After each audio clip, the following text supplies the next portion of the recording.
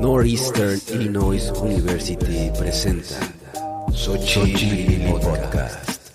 Arte, cultura y literatura latinoamericana en los Estados Unidos. Conduce Pedro Pablo Marín.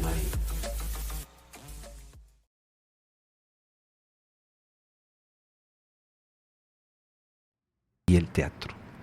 Bienvenida, Gabriela. Hola, Pedro Pablo. Muchas gracias por la invitación y, bueno, gracias también por la introducción tan generosa. Sí. Bien, Gabriela, pues fíjate que me gustaría iniciar esta conversación preguntándote una pregunta un tanto personal relacionada a tu primer encuentro con la literatura, ¿no? Es decir, si tienes algún evento, digamos, especial, ¿no? A veces uno se encuentra con la literatura de maneras curiosas, ¿no? Y de cómo ese primer encuentro te ha guiado o te ha fortalecido a realizar el doctorado precisamente en literatura, ¿no? Cuéntanos un poquito. Ok, muy buena la pregunta y gracias. Mi primer encuentro con la literatura fue a través de libros de historia que, no sé, de Eduardo Galeano, por ejemplo, que a la vez que es un historiador, también se podría decir que es un poeta, ¿no?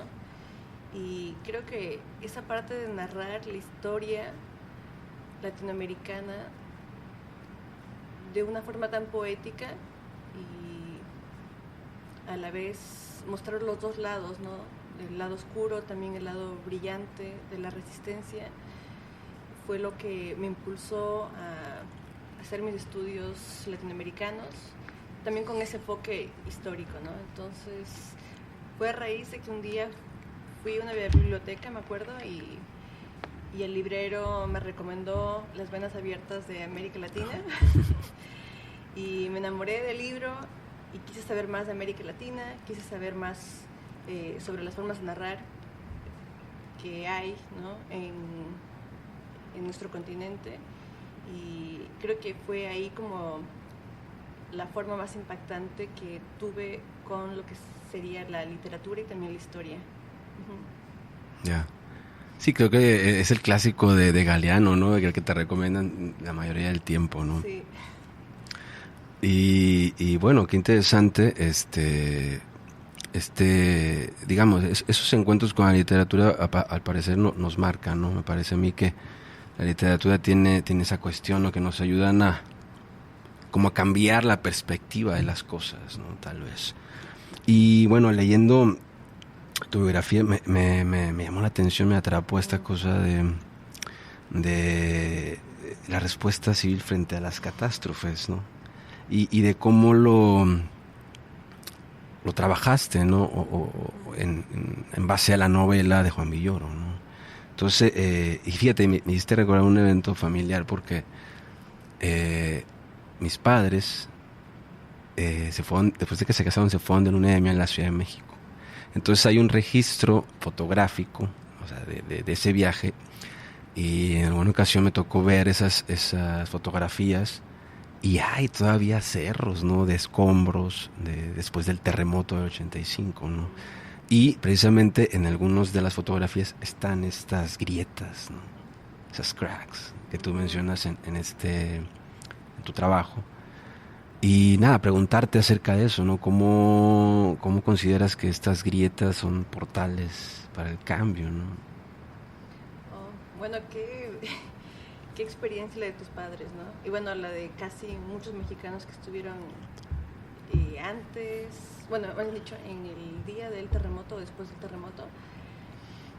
Las grietas para mí implican básicamente lo que sería un espejo de la cultura latinoamericana, ¿no? Porque es como cuando ves en el concreto, de repente como que la naturaleza surge, a pesar de que el concreto se haya puesto ahí, ¿no? Entonces hay la cultura también de resistencia, también la cultura que no se olvida, ¿no? A pesar de las narrativas que las han creado ¿no? Los hombres blancos, hegemónicos de la nación, pero la cultura oral también nos ayuda como que a recordar, ¿no? La memoria, ¿no? La memoria histórica, la memoria... a mí me gusta utilizar mucho la palabra historia, por ejemplo, porque en inglés hay dos formas, ¿no? History and story. Y history es como la materia en inglés y story es como la historia oral, ¿no?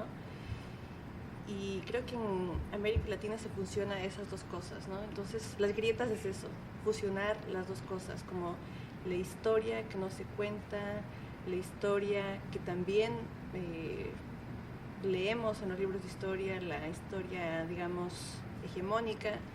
Entonces, las grietas o el cataclismo, ¿no? También nos ayuda como a repensar las cosas. Con el mismo COVID, ¿no? Pudimos ver cómo nosotros podíamos ver otras facetas de la comunidad, también podíamos ver qué funcionaba, qué no, y en realidad como que nos ayudó a repensar cómo estábamos interactuando con nuestros prójimos, ¿no? Sí, está a veces que hay como hierbitas que salen, ¿no? Entre el concreto, ¿no? Está como, claro, ¿no? La grieta, ¿no? Como portal del cambio o de manifestación de vida. Y bueno, ¿tú crees también, piensas o ves la literatura es eso también? Como una especie de florecita ahí o algo. La literatura es una pregunta muy cargada. Para mí, en específico, sería como tratar de retratar, ¿no? Una realidad, pero también, obviamente, utilizando lo mágico, ficcionando, ¿no? Sobre aquello y también poniendo nuevas alternativas, nuevas futuridades. Eso es lo bello de la literatura, ¿no? Que también nos ayuda como a repensar cómo podría ser nuevos mundos. Ya. Y bueno, para seguir con Villoro, ya ves que en 2017 se presentó otro evento, ¿no? Otro sismo, ¿no? Y estaba en investigación y descubrí un poema que escribió Villoro precisamente para dentro de su columna del Reforma. Entonces, si me permite, voy a leer un fragmento. Se llama Puño en Alto, ¿no? Sí, sí lo conoces, ¿no? Sí. Sí, Puño en Alto. Entonces traje un fragmento, ¿no? Para leerlo. Y dice: otra vez llegaste tarde. Estás vivo por impuntual, por no asistir a la cita, que a las 13:14 te había dado la muerte, 32 años después de la otra cita, a la que tampoco llegaste a tiempo. Eres la víctima omitida. El edificio se cimbró y no viste pasar la vida ante tus ojos como sucede en las películas. Te dolió una parte del cuerpo que no sabías que existía, a piel de la memoria que no traía escenas de tu vida, sino el animal que oye crujir a la materia. También el agua recordó lo que fue cuando era dueña de este sitio. Tembló en los ríos, tembló en las casas que inventamos en los ríos. Recogiste los libros de otro tiempo, el que fuiste hace mucho antes de esas páginas. Dice: te dolió una parte del cuerpo que no sabías que existía, sino el animal que hoy crujía la materia. Y nada, a partir de este poema me quedé, a ver qué te iba a preguntar, ¿no? En base a esto. Y bueno, una pregunta, pues al parecer muy obvia es, ¿cómo trabajas este concepto de masculinidad hegemónica, ¿no? Al menos en ese trabajo, y nada, que nos comentes un poco este abordaje que tú haces, ¿no? Bueno, retomando el poema que estabas leyendo, mencionan a cada rato como ese tiempo cíclico, ¿no? Que ya, no sé, filósofos han mencionado sobre eso, ¿no? Nietzsche, también varios pensadores de la India, en la actualidad.